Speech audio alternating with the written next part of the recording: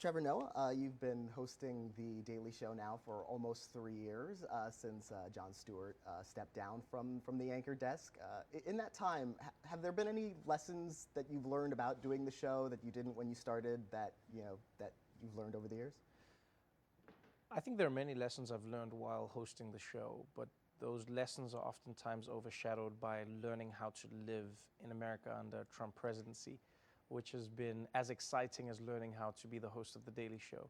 I think it's a journey that we're all on as people, and so what's been great is I haven't had the time to focus on my discomfort with learning how to host. And so what happens is over time you're just doing it because you have to get other work done, and then one day you realize that you're a lot more comfortable than you were a few months before, and a few months before that, and a few months before that. And you started the show under the Obama presidency, and this presidency, suffice it to say, is different.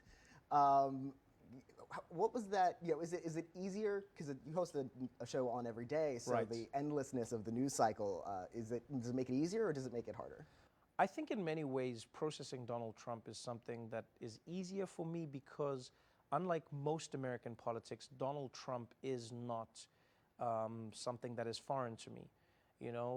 Most of American politics is in many ways inaccessible to people, and it existed for many, many years in a space that was really, I would say, an elite space, where people felt like, oh, they didn't know what was going on and what jargon was being used and who was saying what and what are the characters. And you have to admit, Donald Trump has brought politics to a level that every single person on the ground seems to understand, because he himself processes the information in such a simplistic way. So that's become easier for us on the show because now we are dealing with politics that has become pop culture, and so we don't have to retrofit it and try and create the opposite effect.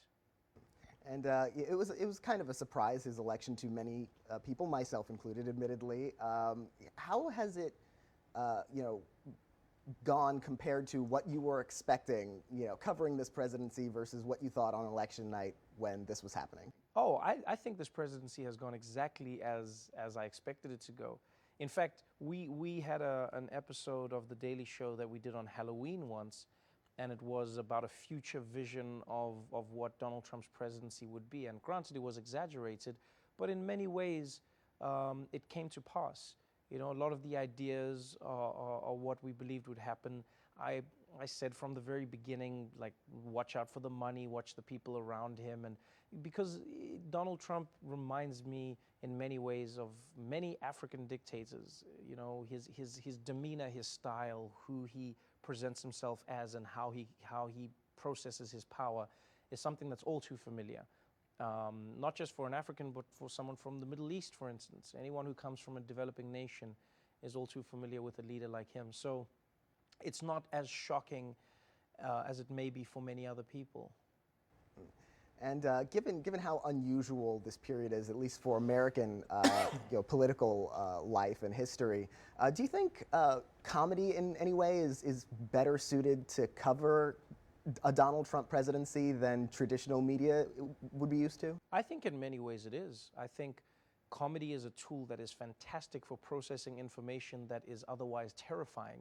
When you're laughing, you can't be as afraid. When you're laughing, you're engaging with your truest self. And so I don't think it's any mistake that in most countries where free speech is eliminated and where dictatorships are set up, the one thing that is eliminated very quickly is comedy or satire. And that's because it reminds populations of the follies. It reminds people of the fallacies that they're experiencing every day. It points out all of the ludicrous ideas that are taking place. And so I think that's what makes comedy a powerful tool when used in the right way. And this is also an unusual administration in terms of, it's our first Twitter president in a sense, Right. and it sort of, represents this modern era through all communications and entertainment, and The Daily Show has a large social media footprint. How do you think about, this show's role in the multimedia landscape that we're now in? Well, I think in that way, Donald Trump came around at the exact right time, because when I took over The Daily Show, one of my biggest mandates was to create a show that would exist across all platforms, a show that would take advantage of the social media landscape that we live in today, because people consume in so many different ways, shapes, and forms. And so, in building the following that we have now, 19 million followers on social media, creating the billions of streams online, I think what was key for us was to communicate in a way that matched up with the President of the United States. And because Donald Trump has shifted the world that way, because foreign leaders replied to him on Twitter, because adversaries in Congress replied to him on Twitter now, he has created this space which is a norm. And because because we kicked off this millennial show that was inspired by a generation of social media, I think this has fit in comfortably with the world that we live in today. And it's also an era, with social media, the benefits of communication come the drawbacks, the Right. Facebook, Cambridge Analytica, Twitter bots and trolls. How do you think about participating in that landscape in a way that's hopefully more positive? Well, I think the key is to be focused in your intention. The key is laying out your position. I think in many ways it's communicating in such a way that people understand your intention is to evoke laughter, which is what we're trying to do. We're trying to make you laugh about what is happening, not because what is happening is not serious, but because we feel like laughter helps you process that information, or at least I do. And so in doing that, I feel like, we add a level of positivity into the world, because people do struggle to process negative information day in and day out. And when you can find a way to put a positive spin on it, you create, in many ways, the Charlie Chaplin effect that he created during the war. When World War II was happening, soldiers were watching his videos about Hitler, and it changed the way they perceived this undefeatable leader in their minds because of the way he was comedically processed. So that's something I've always been attracted to. It's just how you present it and what your intention is. And a part of that, your online footprint is between the scenes, Right. which is set between the commercial breaks of Daily Show, where you're interacting with the audience. Right. You won an Emmy for that. Congratulations. Thank you. Last year. Where did that idea come from, and how did that develop? The idea came about organically. I would talk to the audience every single day between the scenes. When we would go to an ad break, I would just chat to the audience and engage with them beyond what we were doing on the show. And over time, I realized that the live audience was enjoying that, and I realized that I could share that with an audience that was not joining us every day. Because what it does is two things. One, it continues a conversation in a less formal way. And two, it gives people access to me in a slightly different manner, which is really important when you're building a relationship with people, I feel. If you only know somebody in one specific way, then your view of them is going to be defined by that one specific way. But I think what builds relationships organically is understanding people in a variety of situations and seeing how they are when they're working or when they're not working, or when they're down or when they're up. And I think that's what Between the Scenes became. A show between the show that could go out there and connect with people in tiny little vignettes that integrate the Daily Show into social media in a really organic way. And one of the challenges I would imagine on doing a satirical news show, under any circumstances would be, there are times when the news can be funny and made funny, and there are times when it's hard to laugh about Right. certain events in the news, many events in the news. How do you walk that fine line on a day-to-day basis, night-to-night basis? Well, I think the key is to process the information as honestly as possible. So what we do at the show is we'll sit with the information. We are human beings. We'll laugh when we laugh, we'll cry when we cry. And then the key is to try and translate that to the show. So I will give you an honest representation of how I feel about this information, and then use comedy as the vehicle that propels us through the news at hand. Because that's how I've always processed the world.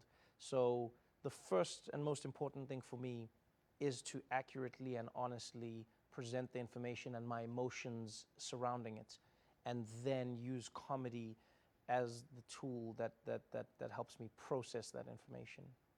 Now, recently, following your show now is The Opposition with Jordan Klepper, which you co-created and produce.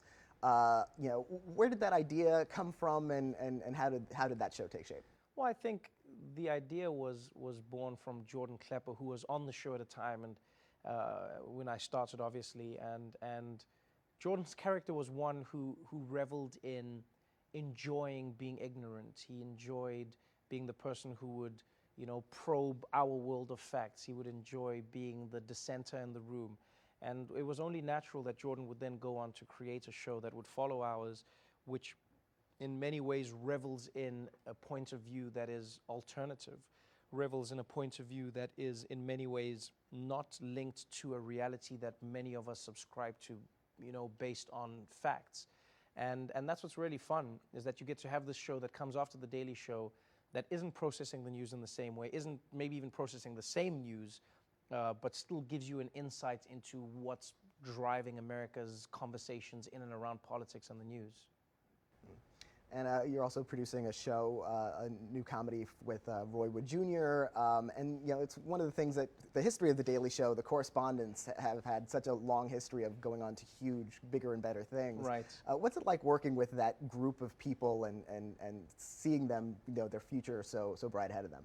It's really exciting, and sometimes it's a little bit sad, because I work with some of the most amazing people, and then I see that they're going to have to leave at some point to go on and do fantastic things, and I'm lucky to be a part of Roy's new show. I'm also lucky to still have him on the show, and I think every single correspondent that we work with on The Daily Show is here because they're amazing in different ways. And so what's really wonderful to see is people coming to the show, growing their voice, and then creating an idea of what they want to then go on and create. And I'm proud that I am in a space where I get to do what was done for me, and that is bring in new voices, hone their voice, hone their talent, and give them a platform to then go out and create something that is an amplification of who they were in the first place. And you recently signed a deal to be the host of The Daily Show through 2022. So you'll be around to cover the apocalypse and the post-apocalypse. Given the news cycle and the way things go, how do you even envision 4 years from now, or do you just not? You just I one day at a don't. time? I don't. I haven't burdened myself with that yet. I've gotten comfortable living in the moment of the news right now. And I've gotten comfortable in the discomfort of not knowing what's going to happen, because I've come to realize Donald Trump doesn't know what's going to happen. So if he's in the same boat as me, then I have to get comfortable with that. And because he's flying by the seat of his pants, I then have to process the news in the same way. And that's liberating, because in many ways, I don't have to worry about what's going to happen. All I have to do is process and react to what's happening today.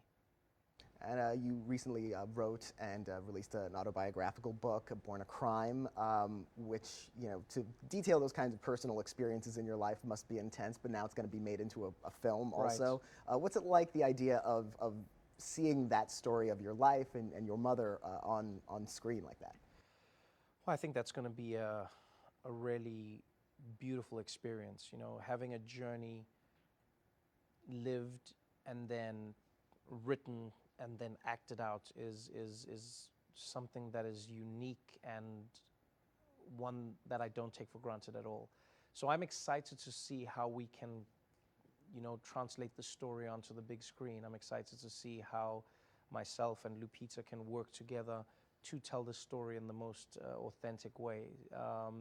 And it's a process that is going to be long and interesting, and I'm really excited to see how it turns out.